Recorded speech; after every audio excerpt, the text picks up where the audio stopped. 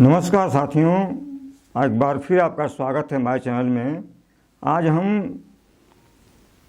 एक पुस्तक की समरी लेकर हाजिर हैं, जिसका पुस्तक का नाम है शिखर पर मिलेंगे और इनके लेखक हैं जिग जिगलर्स। तो आज इसकी हम समरी संक्षेप में बिल्कुल 10 मिनट के लिए आपको देंगे। तो इसमें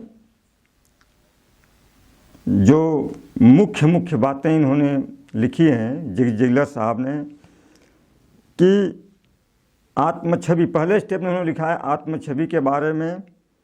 और सबसे पहली बात तो ये लिखते हैं कि शिखर पर मिलेंगे, जैसे शीर्षक है इस पुस्तक का। तो शिखर पर जाने के लिए आपको लिफ्ट का प्रयोग नहीं करना चाहिए, आप सीढ़ियों से चढ़ें तो बहुत बेहतर है। तो सीढ़ियों का इन्होंने एक बहुत बढ़िया अपने पुस्तक में अपना एक फार्मूला बताया हुआ है कि स्टेप बाय स्टेप। तो पहला जो पायदान इन्होंने लिखा है उस पर आत्मछवि का, जो पहले पायदान पर लिखते हैं आत्मछवि के बारे में कि आपकी जो आत्मछवि है, आपके मन में जो विचार चलते हैं जिस छवियों को लेकर के, उनको सुधारने की ज़रूरत है।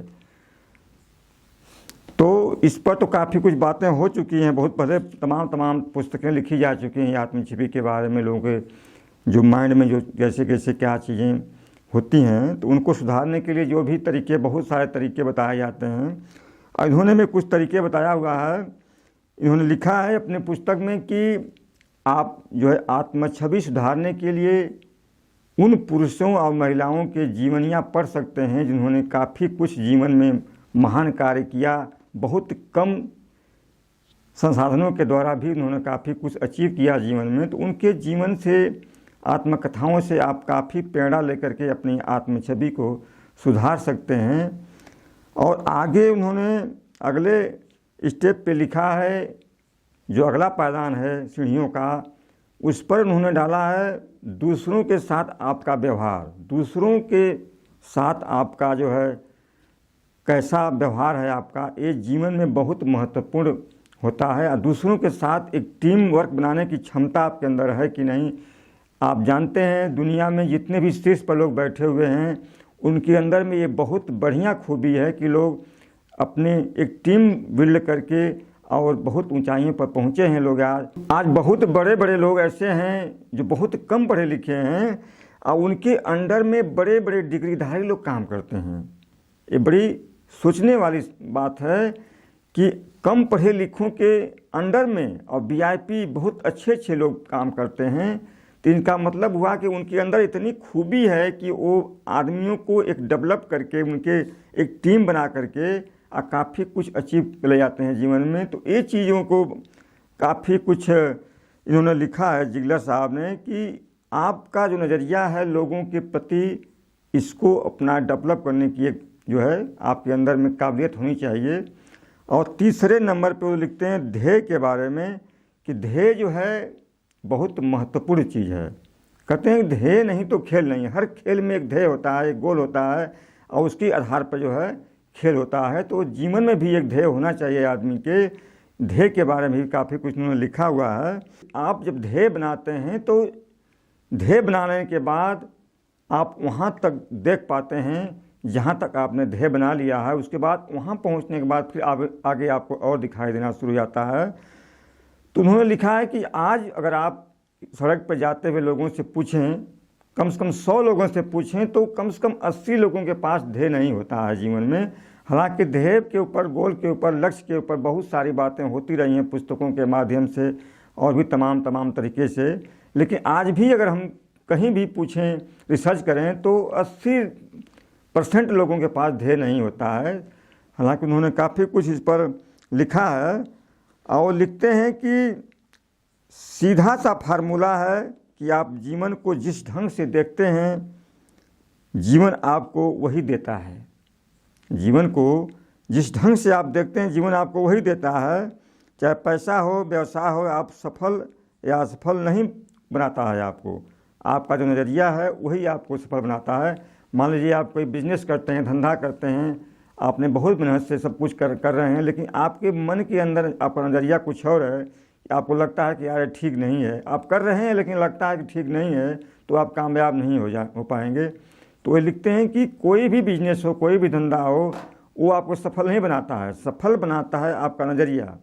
और उसके आगे वो लिखते हैं, जो चौथा पायदान है उनका नज़रिए का है, और नज़रिए पे भी काफ़ी कुछ उन्होंने लिखा हुआ है कि जो इनपुट डाला जाता है आउटपुट के तरीके से बाहर निकलता है। लेकिन एक चीज़ उन्होंने बहुत अच्छी लिखी है अपनी पुस्तक में कि आप सुबह जो कैसे उठते हैं, ये जो है भूमिका तय करता है आपके जीवन में कि आप कितने ऊंचाई पर, कितने शिखर पर आप कितने ऊंचाई पर जाएंगे। ये बहुत महत्वपूर्ण बात उन्होंने लिखी है कि सुबह जो है आप कैसे उठते हैं ये तय करेगा आपका, तो इस पर ध्यान देने की ज़रूरत है आपको। इसके बाद उन्होंने लिखा कि अपने मस्तिष्क को हमेशा अच्छी खुराक देते रहें और चीज़ों को सही नज़रिए से देखें। और इसके बाद जो है पांचवा जो स्टेप उन्होंने, सीढ़ियों का जो स्टेप बताया था मैंने आपको, जो पायदान था पांचवा, उन्होंने लिखा है कार्य के ऊपर कि कार्य करना भी बहुत महत्वपूर्ण है। बिल्कुल फ्री में कोई भी चीज़ पाने की कभी इच्छा मत कीजिए। हालांकि बहुत लोगों के दिमाग में होता है कि बहुत कम मेहनत करके भी हम लोग चाहते हैं कि हम बहुत जल्दी बहुत कुछ हासिल कर लें। कहते हैं कि दुनिया का कोई भी सिद्धांत कितना भी बढ़िया बेहतर क्यों न हो, आप अगर काम नहीं करेंगे उस पर तो सिद्धांत आपका काम नहीं करेगा। और शिक्षा, उन्होंने लिखा है कि कोई भी शिक्षा हो, कोई भी ज्ञान हो, शिक्षा हो, वो काफ़ी ज़मीन घेरता है लेकिन उस पर खेती नहीं करता है। खेती का मतलब कार्य। जब तक जैसे मैंने बताया अभी कि सिद्धांत कोई कितना भी बढ़िया हो, अब कार्य करना पड़ेगा आपको। बिना कार्य किए आप कितनी भी अच्छी योजना बना लें, कुछ भी बना लें, कार्य तो करना ही पड़ेगा। और भी आगे उन्होंने लिखा है कि आप कार्य शुरू करने के बाद, प्रयास शुरू करते हैं, इसके बाद बीच में कभी मत छोड़िए। उन्होंने लिखा है कि दुनिया में, संसार में लगे रहने के जगह जो है, लगे रहने की जगह कोई नहीं ले सकता है। अगर आप अपने काम में लगे रहें, बिल्कुल लगे रहें, चाहे कुछ भी हो लगे रहें, तो इसके आगे कोई भी चीज़ नहीं टिक सकती है। आपकी प्रतिभा भी कितनी भी आप टैलेंटेड हों, आप अगर लगे नहीं रहेंगे, आप बीच में काम छोड़ देंगे तो आप हार जाएंगे।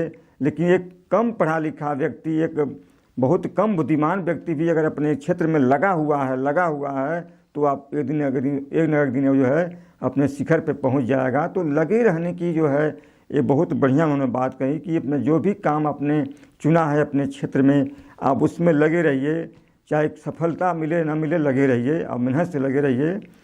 तो एक काफ़ी उन्होंने 5 चीज़ें उन्होंने बताई हैं अपने पुस्तक में। लगभग मैंने जो भी मैंने पुस्तकें पढ़ी हैं, ये 3-4 चीज़ें हर पुस्तकों में मिलता है। मेन चीज़ें यही होती हैं कि आप अपने आप को अगर सफल होना है जीवन में, चाहे किसी भी क्षेत्र में, तो आप अपने माइंड के अंदर जो आत्म छवि है, जो एक ब्लूप्रिंट बना हुआ है बचपन से, उसमें सुधारना है।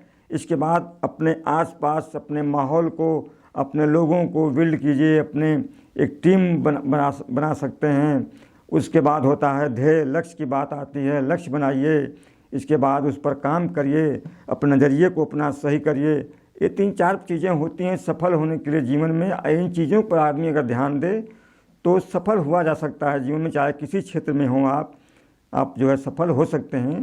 तो आज की छोटी समरी जो है हमने तो दिया है, ये शिखर पर मिलेंगे पुस्तक से। आपको कैसी लगी आप अपना कमेंट ज़रूर दीजिएगा। नमस्कार, प्रणाम।